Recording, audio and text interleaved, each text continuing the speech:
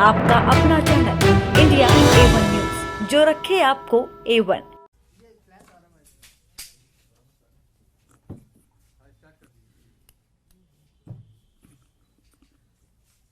कल सुबह crime branch के 1 दर्जन अफसर दिल्ली के मुख्यमंत्री अरविंद केजरीवाल जी के घर पहुंचे। क्राइम ब्रांच का एक तथाकथित नोटिस लेके पहुंचे। कहते हैं कि ये नोटिस हम दिल्ली के मुख्यमंत्री अरविंद केजरीवाल जी के हाथ में ही देंगे। आज सुबह वही आधा दर्जन क्राइम ब्रांच के अफसर मेरे घर पहुंचे। 2-3 घंटे तक वहां पे इंतजार किया। कभी अंदर गए, कभी बाहर गए, कभी घर के पीछे के दरवाजे पे गए, कभी आगे के दरवाजे पे आए। कहते हैं जी क्राइम ब्रांच का नोटिस है और नोटिस सीधा मंत्री जी के हाथ में देंगे। वैसे तो जो बेचारे क्राइम ब्रांच के अफसर आए, हमें उन बेचारों पे के दया ही आती है। दया इसलिए आती है कि जब पुलिस में आए होंगे, प्रमोशन के बाद इंस्पेक्टर बने होंगे, एसीपी बने होंगे, तो तब सोचा होगा कि पुलिस में आके देश की सेवा करेंगे। तब सोचा होगा महिलाओं की सुरक्षा करेंगे। तब सोचा होगा देशवासियों के लिए कुछ करेंगे। लेकिन आज उन बेचारों को टीवी की एक प्राइम टाइम नौटंकी बना के छोड़ दिया है उनके राजनीतिक आकाओं ने। जब वो बेचारे दिल्ली पुलिस वाले, क्राइम ब्रांच वाले बार बार कहते हैं, कल जैस्मिन जी की उनसे सीएम रेजिडेंस के सामने कुछ बातचीत हुई नोटिस को लेके, तो कहते हैं नहीं नहीं नहीं नहीं नहीं, हम मीडिया के सामने नहीं बात कर सकते, हम मीडिया के सामने नहीं बात कर सकते, अंदर आओ, हम मीडिया के सामने नहीं बात कर सकते। तो पूरे दिल्ली में, पूरे देश में क्या मैसेज जाता है? मैसेज जाता है कि दिल्ली पुलिस वाले डरपोक हैं, दिल्ली पुलिस वाले कायर हैं। ये कितने दुख की बात है कि दिल्ली पुलिस के जाबाज सिपाहियों की इमेज आज एक डरपोक इंसान, एक कायर की कर दी गई है, जो मीडिया के सामने बातचीत भी नहीं कर सकता। आप ये सोचिए कि दिल्ली के क्रिमिनल्स क्या सोचेंगे कि भाई इन दिल्ली पुलिस वालों से डरना जो 2-4 कैमरामैन से डरते हैं। एनीवे, तो कल आए क्राइम ब्रांच वाले। क्राइम ब्रांच वाले 3-4 घंटे की इस नौटंकी के बाद मुख्यमंत्री अरविंद केजरीवाल जी को एक नोटिस देके गए। आज सुबह भी मेरे घर आकर भी 2-3 घंटे की नौटंकी के बाद एक ये नोटिस देके गए। अब ये नोटिस भी मजेदार है। ये नोटिस ना तो एफआईआर है, ना ये किसी प्रकार का समन्स है, ना इसमें आईपीसी की कोई धारा, ना इसमें सीआरपीसी की कोई धारा, ना इसमें पीएमएलए की कोई धारा, ना इसमें प्रिवेंशन ऑफ करप्शन एक्ट की कोई धारा। तो कुल मिला के क्राइम ब्रांच 48 घंटे की नौटंकी के बाद मुख्यमंत्री अरविंद केजरीवाल जी और मुझे एक एक चिट्ठी देके चला गया है, जो वो कह रहे थे कि हम हाथ में ही देंगे। इतनी महत्वपूर्ण चिट्ठी है। मैं कई बार सोचती हूँ कि हमारे तो घरों में कभी अमेज़न वाले आते हैं, कभी फ्लिपकार्ट वाले आते हैं, कभी सरकारी कर्मचारी डाक की फाइलें लेके आते हैं। तो ये तो स्वाभाविक बात है कि वो फाइलें, वो डिलीवरी ऑफिस में ही छोड़ी जाती है। कोई मुख्यमंत्री, कोई मंत्री डाक के डेस्क पे बैठ के चिट्ठी रिसीव करने के लिए नहीं बैठा। लेकिन जो कल हुआ वो उन पुलिस वालों की गलती नहीं है, उनके राजनीतिक आका हैं जो हमसे कुछ सवाल पूछना चाहते हैं। तो वो हमसे पूछना चाहते हैं कि आखिरकार किसने आम आदमी पार्टी के विधायकों को ऑफर दिया। तो मैं दिल्ली पुलिस के राजनीतिक आकाओं को बताना चाहती हूं कि आपको इतनी नौटंकी करने की जरूरत ही नहीं थी। मैं आज प्रेस कॉन्फ्रेंस करके उन सवालों का जवाब दूंगी कि आखिरकार किसने आम आदमी पार्टी के विधायकों को करोड़ों रुपए के ऑफर दिए। वही लोग हैं जिन्होंने 2016 में उत्तराखंड में 9 कांग्रेस के विधायकों को कांग्रेस से तोड़कर बीजेपी में शामिल किया था। जिन लोगों ने उन 9 कांग्रेस के विधायकों को तोड़ा था, उन्होंने ही आम आदमी पार्टी के विधायकों को संपर्क किया। गोवा 2019 जुलाई, जब 14 एमएलए कांग्रेस पार्टी के 17 उनके टोटल विधायक जीत के आए थे, उनके 14 एमएलए कांग्रेस छोड़ के भारतीय जनता पार्टी में चले गए। जो लोग उन 17 कांग्रेस के विधायकों के पास गए थे, वही लोग आम आदमी पार्टी के विधायकों के पास आए। कर्नाटका 2019, मई 2018 में कांग्रेस और जेडीएस की सरकार बनी। एचडी कुमारस्वामी मुख्यमंत्री बने। जुलाई 2019 में कांग्रेस और जेडीएस के 17 विधायक टूटकर भारतीय जनता पार्टी में चले गए। जो लोग उन 17 कांग्रेस और जेडीएस के विधायकों को पैसा ऑफर करने आए थे, धमकियां देने आए थे, वही आम आदमी पार्टी के विधायकों के पास आए। मध्य प्रदेश 2020, कमलनाथ मुख्यमंत्री थे, कांग्रेस की सरकार थी। 22 कांग्रेस के विधायक कांग्रेस छोड़कर, टूटकर भारतीय जनता पार्टी में शामिल हो गए।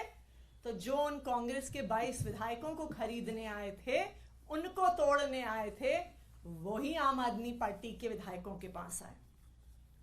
और लेटेस्ट, जो अभी कुछ ही दिन पहले पूरे देश ने देखा, महाराष्ट्र में नवंबर 2019 में उद्धव ठाकरे महाराष्ट्र के मुख्यमंत्री बने।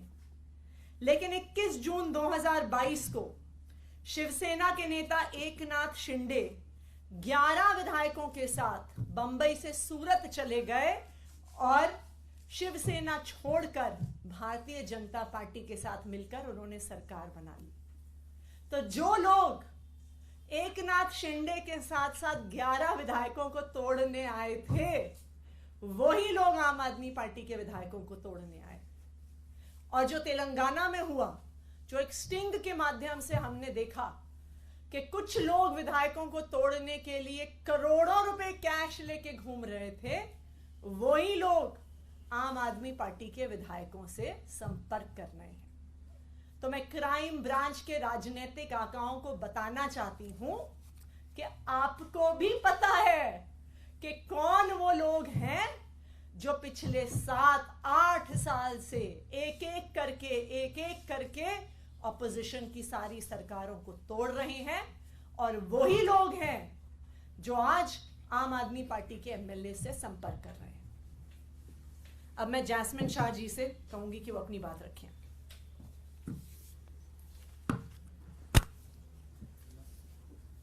दोस्तों, आप सबने कल देखा कैसे मुख्यमंत्री अरविंद केजरीवाल जी के आवास के बाहर जब क्राइम ब्रांच, दिल्ली पुलिस के क्राइम ब्रांच के दर्जन करीब ऑफिसर, जिसमें कई सीनियर ऑफिसर खड़े थे, उनकी टीम पहुंचने के पहले सारी मीडिया वहां पे पहुंच गई थी। किसने बताया मीडिया को? भाजपा ने बताया। मतलब भाजपा को पता चल जाता है कि अभी क्राइम ब्रांच मुख्यमंत्री आवास पे पहुंचने वाली है। आज मंत्री आतिशी जी के यहां क्राइम ब्रांच के वही दर्जन ऑफिसर पहुंच जाते हैं। उससे पहले 2 दर्जन मीडिया वाले पहुंच जाते हैं और फिर वहां पर 5 घंटे, कल मुख्यमंत्री आवास के बाहर 5 घंटे ये क्राइम ऑफिसर अपना सारा काम काज छोड़कर केवल खड़े रहते हैं और कहते हैं नहीं जी, हमें तो मुख्यमंत्री जी से मिलना है। आप सब ने वो वीडियो देखा होगा जहां मैंने उनसे एक आम नागरिक के तौर पे सवाल पूछा कि किस धारा के तहत, बस इतना बता दीजिए, किस धारा के तहत आप ये नोटिस मुख्यमंत्री जी को पर्सनली हाथ में सौंपना चाहते थे। क्या कहा उन्होंने? नहीं जी, नहीं जी, मीडिया के सामने नहीं कहूंगा, आ जाइए अंदर, आ जाइए अंदर, बात करते हैं। इतना डर, इतना खौफ। अगर आप कानून के तहत कोई काम करते हैं तो मीडिया के सामने बताने में क्या है आपको डर? सवाल का जवाब नहीं दिया। अंत पंत में 5 घंटे की नौटंकी के बाद वही नोटिस सीएम दफ्तर के बाहर देके चले गए।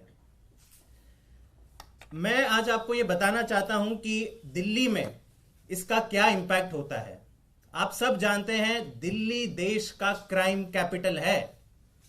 हर साल, ये सुन लीजिए, ये नंबर अगर आप सुनेंगे तो चौंक जाएंगे, हर साल दिल्ली में 3 लाख क्रिमिनल केसेस रजिस्टर होते हैं। 3 लाख। इन 3 लाख केसेस में से चार्जशीट कितने में फाइल होती है? 1 लाख। 1 लाख से भी कम, करीबन 30% क्रिमिनल केसेस में ही हर साल चार्जशीट फाइल होती है। 2 लाख केसेस में तो चार्जशीट ही फाइल नहीं होती।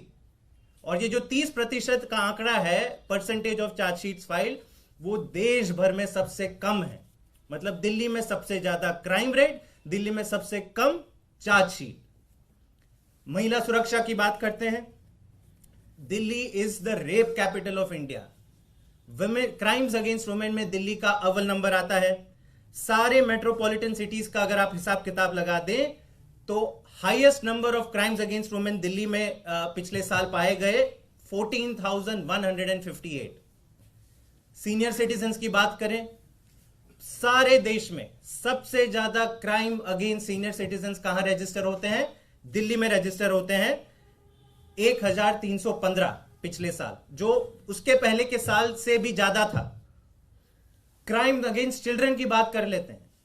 बच्चे कितने सेफ हैं दिल्ली में? दिल्ली में देश भर में highest crime against children report होते हैं हर साल। पिछले साल कितने रजिस्टर हुए? 7,400। और ये हर साल ये आंकड़े बढ़ते जाते हैं। हर साल दिल्ली के टोटल क्रिमिनल केसेस जो भी रजिस्टर हो रहे हैं वो बढ़ते जा रहे हैं। लेकिन दिल्ली पुलिस के क्राइम ब्रांच क्या करती है? बीजेपी के मुख्यालय से कॉल नहीं आया, दर्जन ऑफिसर भेज दो मुख्यमंत्री के घर पर, 5 घंटे उनको खड़े रहने दो, मीडिया के सामने नौटंकी करेंगे, भंगड़ा करेंगे कि आओ हमें शूट करो, हम यहां पे खड़े हैं। और नोटिस का आधार क्या है? जैसे अतिशी जी ने कहा, ना कोई आईपीसी की धारा मेंशन्ड है, ना सीआरपीसी, ना कोई समन्स, ना एफआईआर। एक कोरे कागज पे एक नोटिस या खत लिखकर कह रहे हैं कि नहीं हमें तो मिलना है। तो क्या मुख्यमंत्री और मंत्री दिल्ली सरकार के सारे अपना काम काज छोड़ दें, केवल और केवल डाकिया का काम करें कि अपने घर के बाहर खड़े रहें कि आइए दिन भर आइए, जो भी खत लेंगे हम आपको पर्सनली सौंपेंगे? हमारी बीजेपी से गुजारिश है, दिल्ली पुलिस के राजनीतिक आकाओं से गुजारिश है कि ये नौटंकी करना बंद करें, दिल्ली के लोगों की सेवा करने दें। दिल्ली के क्राइम ब्रांच के पुलिस ऑफिसर का कोई इसमें दोष नहीं है। हमारी पूरी तरह से दया है उनके साथ। वो जब आए थे पुलिस फोर्स में तो ये जरूर सोच के आएंगे कि देश की सेवा करेंगे, महिला सुरक्षा पर काम करेंगे, किडनैपिंग रोकने में काम करेंगे, मर्डर रोकने में काम करेंगे। लेकिन होता क्या है, सुबह एक 8 बजे कॉल आ जाता है कि जाओ आज पूरी दिन मीडिया के लेके जाओ और सीएम के बाहर आप, सीएम के घर के बाहर आप ये खड़े रहो रास्ते पे। दुख होता है और मेरी हाथ जोड़ से विनती है कि क्राइम ब्रांच को उसका राजनीतिकरण ना करें, उनको जनता की सेवा करने में छोड़ दें। आतिशी जी, अभी जैस्मिन बता रहे थे कि सबसे कम केस रजिस्टर होता है दिल्ली में, लेकिन आप लोगों ने जो आरोप लगाया है उस पे भारतीय जनता पार्टी कह रही है कि सबूत नहीं देंगे तो आपके ऊपर में केस रजिस्टर होने वाला है और जवाब आपको इस बार देना ही पड़ेगा। क्या है सबूत, वो बता क्यों नहीं रहे आप लोग? देखिए, हम तो बता रहे हैं कि कौन लोग आए थे। हम तो बता रहे हैं कि वही लोग आए थे जो गोवा में गए थे, वही लोग आए हैं जो कर्नाटका गए थे, वही लोग आए हैं जो तेलंगाना गए थे, वही लोग आए हैं जो मणिपुर गए थे, वही लोग आए हैं जो अरुणाचल प्रदेश गए थे। तो इसलिए ये कोई छुपी हुई बात ही नहीं है कि कौन आया था विधायकों की खरीद फरोख्त करने के लिए। ये आप सड़क पर चले जाइए, सड़क पर चलता हुआ आपको बच्चा बच्चा बता देगा कि कौन कांग्रेस के विधायक तोड़ रहा है, कौन शिवसेना के विधायक तोड़ रहा है, कौन जेडीएस के विधायक तोड़ रहा है, कौन आम आदमी पार्टी के विधायक तोड़ने की कोशिश कर रहा है। मतलब तो इसलिए ये क्या करें, एक भारतीय परंपरा में कहते हैं प्रत्यक्ष ही प्रमाण है, तो ये बिल्कुल प्रत्यक्ष है, पूरे देश के सामने है कि कौन विपक्ष की पार्टियों पर केस कर रहा है, कौन विपक्ष की पार्टियों को डराकर, धमकाकर, पैसों का लालच देकर तोड़ने की कोशिश कर रहे हैं।